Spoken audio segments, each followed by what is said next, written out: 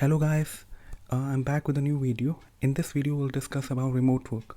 So let us start. I think most of you are aware of the term remote work, and also some may have done it in the past for a few months, years, or currently doing it in present. So let me put some light on the term remote work. So remote work is a working style that allows professionals to work outside of a traditional office environment. It's based on the concept that work does not need to be done in a specific place to be executed successfully. This is the general definition of remote work, but let us dive deeper into the definition to understand what actually remote work is. In this series, we will discuss questions regarding what remote work is, how remote work is carried out, the benefits of remote work, how to be efficient remote employee, and the soft skills and technical skills required for being an efficient remote employee.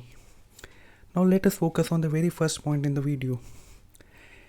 Consider a remote software developer based in Brazil, and he or she is working for an American client who is operating from a software startup in San Francisco. Now the remote software developer will adjust to the time zone of the client and provide the services for which he gets paid in dollars. This can be a win-win situation for both the client and the remote worker. The same client in USA, if he hires a fresh graduate from USA, will have to hire a fresh graduate at an average of $70,000. Now this is on average. I'm not saying that this is it. The salaries in USA may vary from $70,000 to $4 lakh.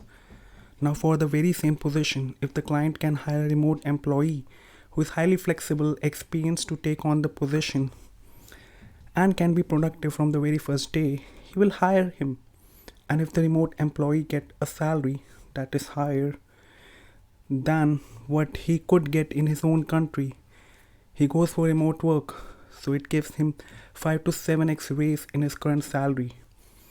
Now this reflects the win-win situation for the remote employee as well as the client.